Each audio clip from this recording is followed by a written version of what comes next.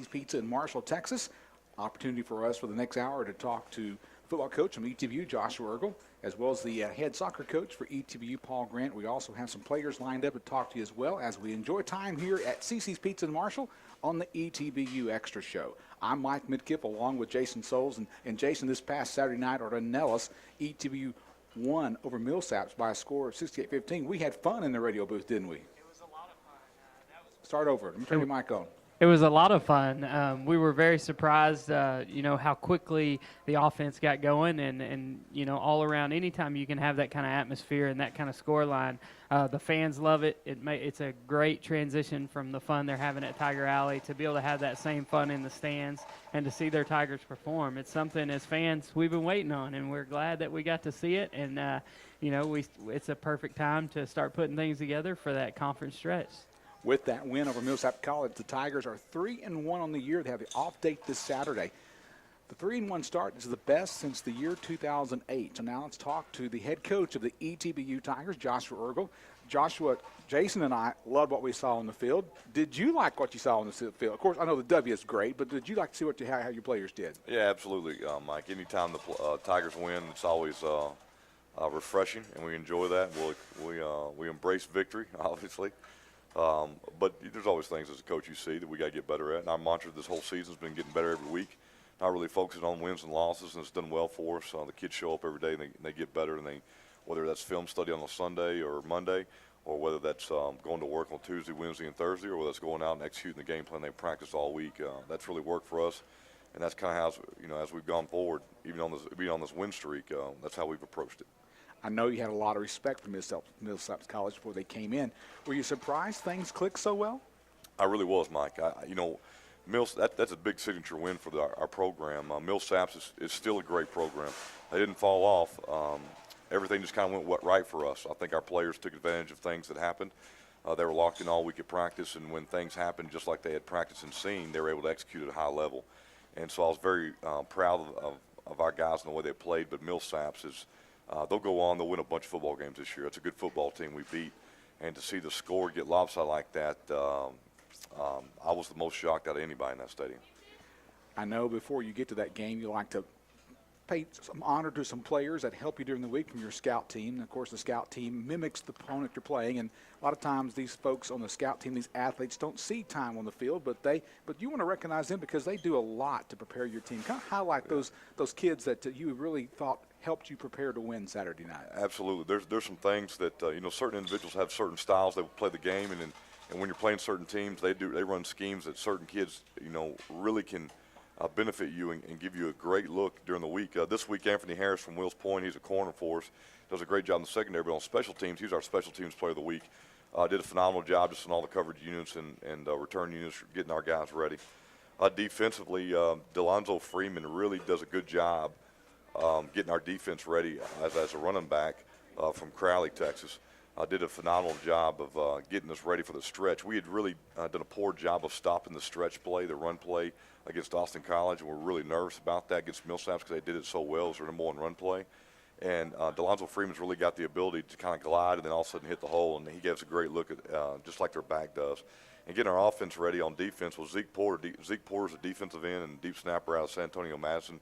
Did a great job. They had two awesome ends we talked about last week for Millsaps, number 12 and number 5, who showed up a couple times, a couple plays on Saturday night.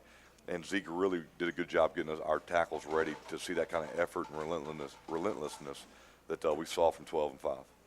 Now, I know we talk about the high, potent offense of the Tigers every week, but once again, I was impressed with your defensive play, especially on your fourth down spot. So let's talk about the defense and how they performed against Millsap College. I believe they were 0 for 4 in the fourth down department, including a big fourth down stand at the goal line. Yeah, I really thought they bowed their neck when they needed to. Obviously, fourth downs in the red zone. I thought we got better this week there in those situations. We're still not where we need to be overall on third downs, but when you mix in those fourth downs and put it into that third down stat, we're getting a little bit closer. We're getting better. We're getting off the field more, which is what we've got to do. We've got to be able to get the ball back to our offense and get off the field. A lot more shorter drives by the opposing offense this week. That means we're getting a little bit better. Just overall development of our young defense has gone well. They're getting better every week. It's not as good as you want them to be each and every week, but, man, keeping an offense that can grind you out and really control the clock and keep our offense off the field like Millsaps had the ability to do, I thought our defense played outstanding overall. I'm going to turn to my broadcast partner in the booth on home games at Arnella Stadium, Jason Souls. Jason, I've got a question for the coach. Yeah, Coach, like we talked about, everything kind of clicked and worked. Were there things you saw during the week that you decided, hey, we're going to really be able to take advantage of the run? The run numbers were outstanding, thanks in part to Jordan and those guys' efforts. But is that something you tell Coach Walden, hey, we need to get some more runs because this is a team we can really move the football on? Well, we knew going in that the run game the week before had really saved us. It really helped us when the team before us had really played a lot of man coverage and really taken away some of our benefits of our passing game. And so we knew we were going to have to rely on it to an extent, and we wanted to be there every week for us, and it was there for us this past week. I really thought that going in, we thought our tempo was going to be a big advantage for us because of the way they practice and the way they try to set up their personality was to be really, really slow and methodical.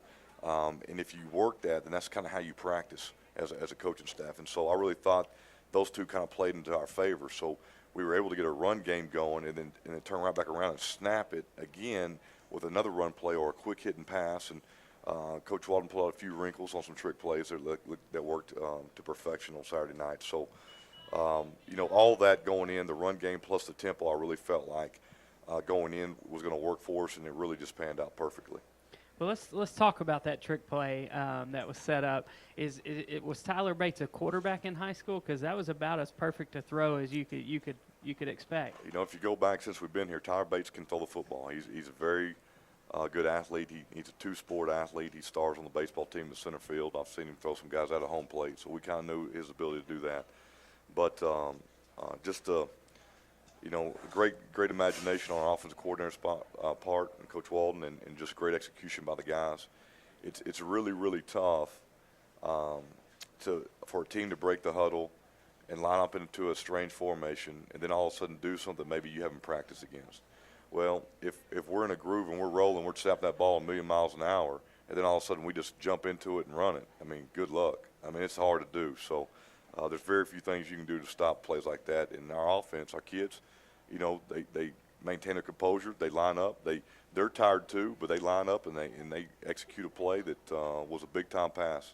Do you realize Tyler Bates is 50% in the touchdown department? He's 2 for 2 passing this year with a touchdown. So, hey, you might want to put him in there more. Yeah, he's got pretty good stats on that. That yards per pass and yards per attempt is pretty good too. He's probably reminding you of that every week. He's pretty good about reminding you. Coach, we talk about the offense because it's puts points on the board. It's exciting, but the defense has, I don't want to say come under fire, but the defense has struggled a little bit early on. How important was it to just limit the scoring, to feel good about just keeping them to that low output on the scoring end? And some of the same guys that we talked about having good games last week came through again this week. David James, Siegler, Dominic Bailey, I felt all played pretty well. Can you talk a little bit about that and how important that was? Oh, you bet. That's a young group that's growing up, and when you start talking about our stars, the guys you're mentioning are all juniors. They're all sophomores. They're all freshmen. On offense, we're relying on our offense early in the year because we got 4 seniors that are starting up front. They better be leading the way, and you got a senior outside wide. Stephen Alford, and so we need those guys to perform well every week. But our defensively, you're starting to see stars emerge because with the repeating performances. Desmond Oliver for the second week in a row, all of a sudden defensive tackle, he has 10 tackles. Well, last week he had 5, and we were pretty fired up about that. Well, this week he has 10. That's crazy. And from the defensive tackle spot, Segler had more tackles this week because they were running his way a lot more. But those were plays he's got to make, and he made them. And so we were proud of him for doing that.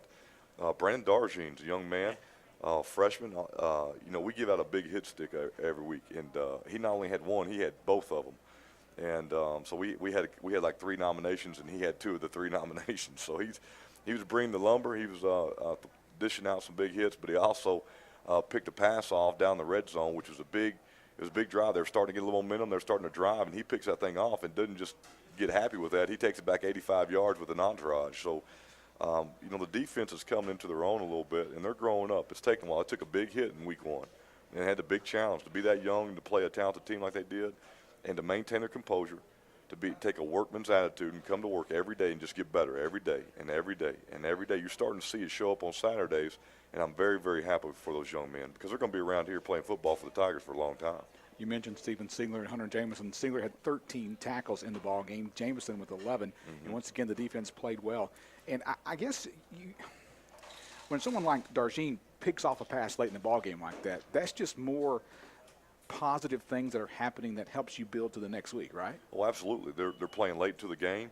At that point, they hadn't scored us in the second half, but they were making a drive. So but the point differential's big. So you kind of see what you're really made of there. You say, all right, is the defense just going to kind of let it play out and let them score, or are they taking really pride in what you're teaching them? Are they playing every play? Are they taking advantage of everything you're teaching them? And that just proves that those young men are all bought in. This group, defense, offense, especially, they're all playing for one another. I mean, I've never been around a group of guys that love one another or happy when somebody else makes a good play and celebrate. Man, they're having a blast. If you watch them, if you come watch the Tigers, you're going to see a team that is having a blast celebrating one another's successes.